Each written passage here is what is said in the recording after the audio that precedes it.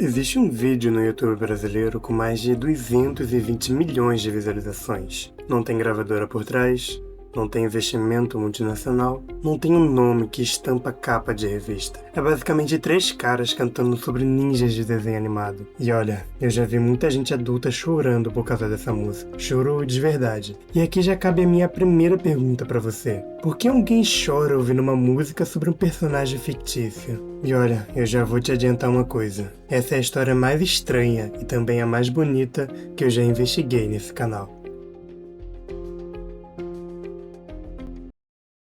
Oi, eu sou o RV e você tá no Reino do Mestre. Esse canal é sobre cultura geek, mas sinceramente é mais sobre pessoas. Pessoas que gostam de coisas que geralmente eram motivo de piadas. E hoje eu quero te contar a história de um estilo musical que nasceu do nada, foi motivo de chacota por anos e hoje enche palco do Rock in Rio. Sim, o Rock in Rio. Mas para entender como a gente chegou nisso, precisamos voltar, mas não muito, 15 anos. Época de internet de escada terminando, Orkut nos últimos suspiros e um YouTube que ainda parecia um lugar amador. Naquela época, ser fã de anime, de jogos, de RPG de mesa não era exatamente motivo de orgulho. Era, na melhor das hipóteses, uma fase. Na pior, um problema. Isso é coisa de criança, você precisa amadurecer. Você já deve ter ouvido isso em algum lugar. Só que enquanto o mundo lá fora tava discutindo isso, um monte de gente em quartos separados, sem nem mesmo se conhecer, começou a fazer MVs, participar de fóruns, discutir teorias de anime até madrugada. Uma comunidade inteira nascendo escondida. E foi bem nesse cenário, numa esquina bem específica entre eu amo isso e eu não posso admitir que amo isso, que alguém teve uma ideia completamente óbvia em retrospecto e completamente maluca na época. E se a gente transformasse isso em rap? Essa pergunta simples é o ponto de partida de tudo que eu vou te mostrar agora. Porque o que começou como uma brincadeira de nicho virou aos poucos um dos movimentos culturais mais mal compreendidos e mais sinceros que a internet brasileira já produziu. Se você perguntar para a maioria das pessoas quem inventou o rap geek no Brasil, 90% vai te dizer 2 respostas: Taos ou 7 minutos. E aqui já mora o primeiro problema dessa história. Essa resposta está incompleta. Segundo os registros que sobreviveram até hoje, o primeiro exemplo conhecido de rap geek brasileiro não veio do Taos nem do 7 minutos. Veio de um canal chamado Flick, que já postava música inspirada em Dragon Ball desde 2011. Só que o Flick não virou o nome que voltou para a escola no dia seguinte. Não virou manchete, não virou trend. Ele plantou a semente. Mas quem colheu o campo inteiro foi outra dupla de nomes alguns anos depois. Em 2014, um cantor gaúcho de Novo Hamburgo começou a publicar música na internet. Ele já tinha cantado em uma banda gospel numa igreja. Sem grana, sem estrutura, sem plano nenhum de virar fenômeno, o nome dele, Fernando Dondé Alves, o nome que o mundo ia conhecer como Taos. E aqui tem uma virada que praticamente ninguém lembra. A primeira música do Taos não era sobre nenhum anime. Era sobre um jogo de sobrevivência chamado DayZ, publicado em fevereiro de 2014. O cara ia virar sinônimo de rap de anime e estreou uma música sobre zumbis. Só que foi logo depois, misturando animes, games e uma vontade de contar histórias através de personagens, que Taos começou a construir o que viraria um formato, pegar a jornada de um personagem e transformar em narrativa de rap, do início ao fim. Mas não foi fácil de forma alguma. Segundo relatos da própria trajetória dele, Taos enfrentou críticas pesadas logo de cara. Gente da própria cena do rap dizendo basicamente que aquilo não era rap de verdade, que era brincadeira, que era coisa de criança fingindo ser artista. Olha, eu entendo até certo ponto de onde vem essa desconfiança. Rap não nasceu pra ser algo fofo. A gente vai chegar nisso mais pra frente, com calma. Porque essa polêmica é real, e eu não vou fingir que ela não existe. Enquanto isso acontecia, do outro lado do país, um projeto criado em 2012 por um cara chamado Lucas Art também estava tentando descobrir a mesma coisa. Dava para transformar a cultura nerd em música e as pessoas realmente iam ouvir isso? O nome do canal vinha de uma ideia bem mais simples do que o resultado final sugere. A proposta original era fazer vídeos curtos, de até 7 minutos, sobre curiosidades da cultura nerd. Daí o nome, 7 minutos. E só para constar, nenhuma música deles dura 7 minutos, tá? Vale destacar. Então, essa foi a origem real. Não foi um raio em céu azul. Foi um canal esquecido plantando a primeira semente. Depois, 2 projetos paralelos regando o mesmo campo sem nem saber. E uma pergunta em comum. Será que alguém quer ouvir isso? A resposta para a pergunta do último capítulo veio até que bem rápido. E veio grande. Existia uma audiência gigantesca esperando por aquilo. E ela não vinha de lugar nenhum específico. Vinha de todo o canto. Escola, faculdade, trabalho, todo mundo que cresceu escondendo o quanto gostava de Naruto e Dragon Ball, de repente tinha um motivo para não esconder mais. E aqui cabe separar bem uma coisa. O que é fato documentado e o que é leitura da situação. O fato é, as visualizações cresceram muito rápido, ao ponto de artistas da cena participarem de programas de TV na audiência nacional, como o programa do Raul Gil ou o Domingão do Faustão. E a interpretação. Isso mostra que o fenômeno já não cabia mais dentro do YouTube, e ele já tinha extrapolado para fora da bolha geek. E pensa na cena, uma plateia de TV aberta, gente de todas as idades batendo palma por uma música sobre Naruto. Se alguém de 2010 te contasse isso, você ia rir na cara da pessoa. E até mesmo eu, que amava animes desde que era criança, ia rir porque isso é um absurdo. Só que crescer rápido tem um preço. E o 7 Minutos sentiu isso de um jeito bem específico. Quanto maior ficava, mais escrutínio recebia, inclusive dentro da própria comunidade de rap tradicional. O próprio Lucas ART já falou publicamente sobre isso. Para uma boa parte da cena do rap tradicional, misturar personagens de desenho com uma linguagem musical que nasceu como manifestação de comunidades pretas e periféricas nos Estados Unidos soava no mínimo estranho. Para alguns, quase um desrespeito. E eu não vou fingir que essa crítica não faz sentido nenhum. O rap carrega peso histórico. Ele nasceu de gente que não tinha voz em lugar nenhum e criou um microfone para si mesmo. Botar um ninja no meio disso pode sim soar estranho para quem viveu essa origem de perto. Só que é aqui que entra a virada desse capítulo. Tem uma coisa que a crítica não previu. Quanto mais essas músicas cresciam, mais ficava claro que elas não estavam competindo pela audiência do rap tradicional. Elas estavam tentando pescar gente que talvez nunca tivesse ouvido rap na vida. Gente nova entrando pela porta dos fundos. E foi exatamente essa massa de gente nova ouvindo rap pela primeira vez, através de um personagem de anime, que ia sustentar tudo que vem a seguir nessa história. Porque o próximo passo não foi só crescer, foi mudar completamente o que aquelas músicas realmente significavam.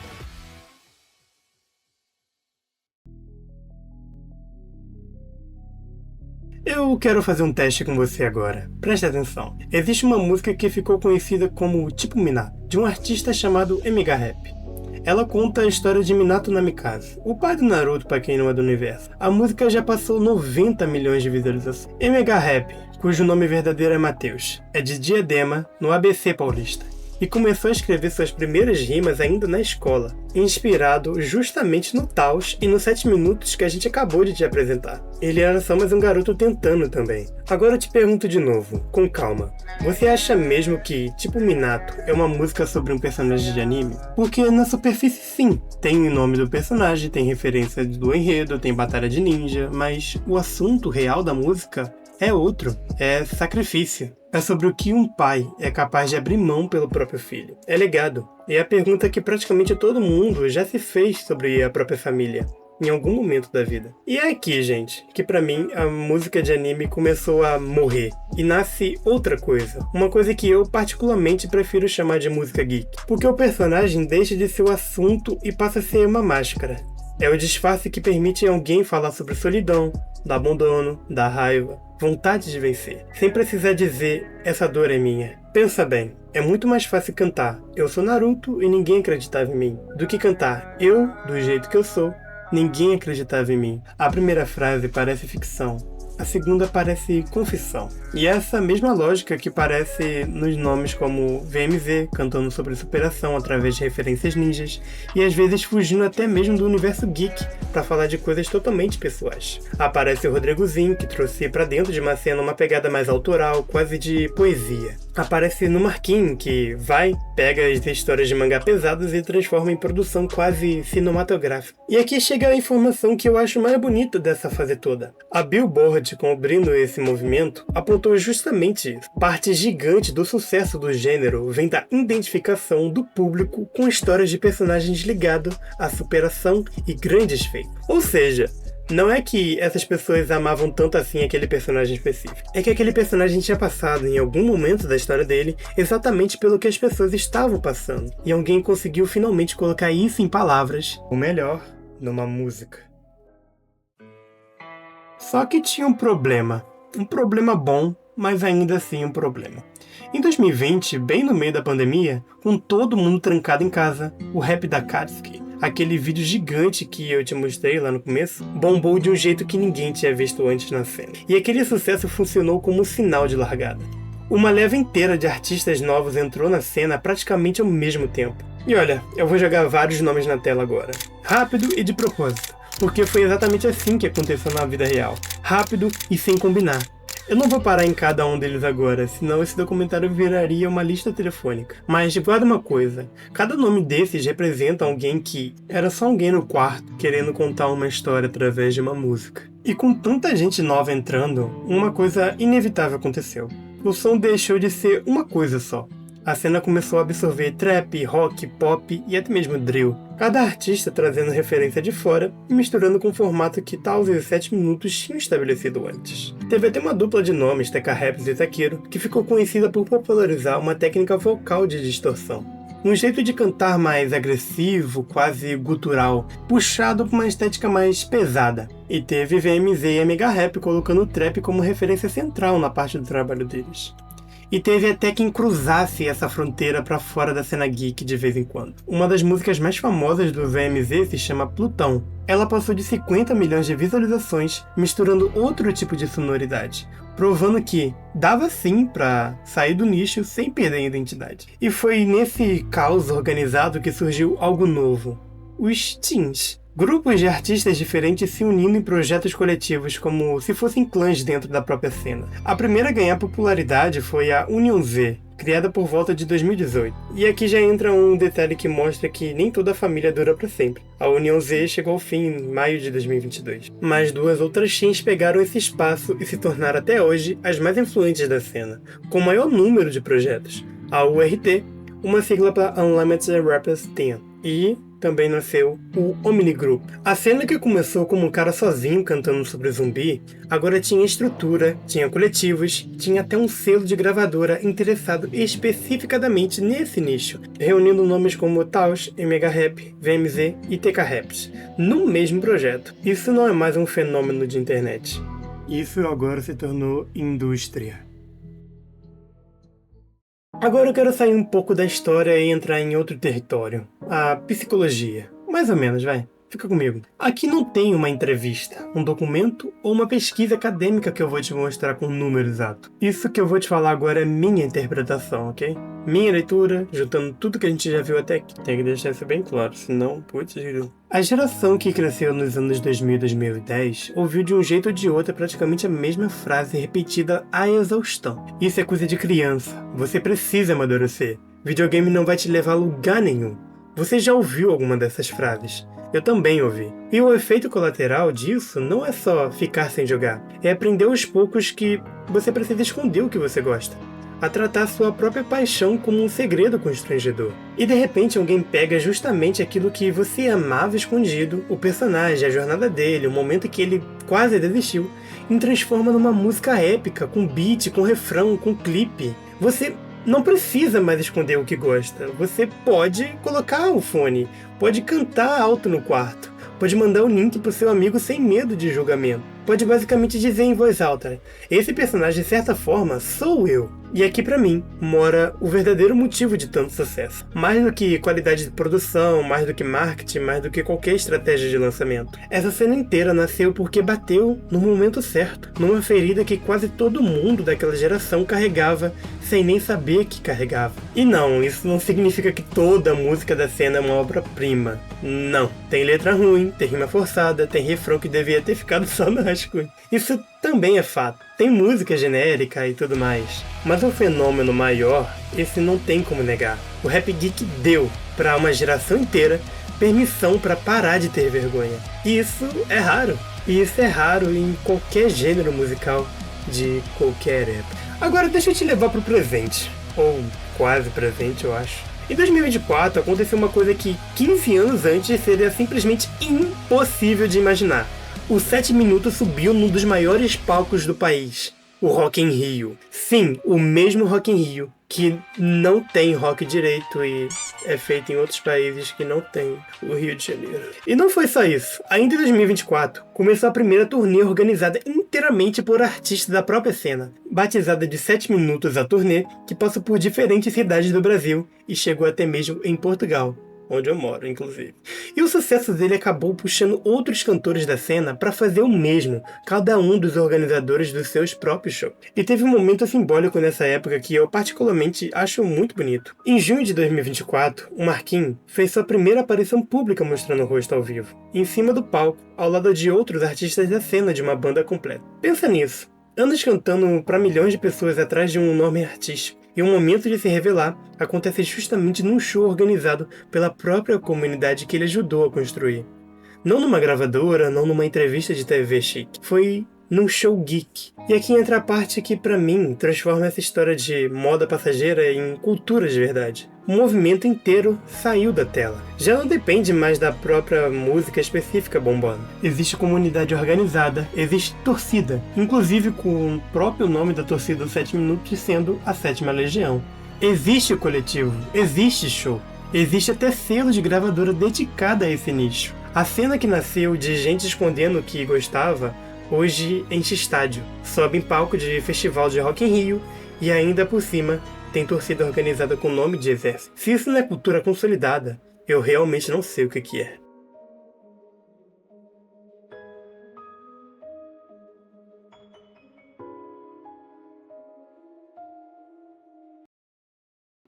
Então deixa eu te mostrar tudo isso de novo, só que agora com as peças no lugar certo. Um canal esquecido plantou uma semente em 2011. Um cara cantando sobre o zumbi sem querer foi o pioneiro de um gênero. Um projeto de vídeos de 7 minutos virou o maior canal de rap geek do Brasil. E ao longo do caminho, uma geração inteira encontrou um jeito de dizer, sem constrangimento, coisas que não sabiam nem como começar a explicar.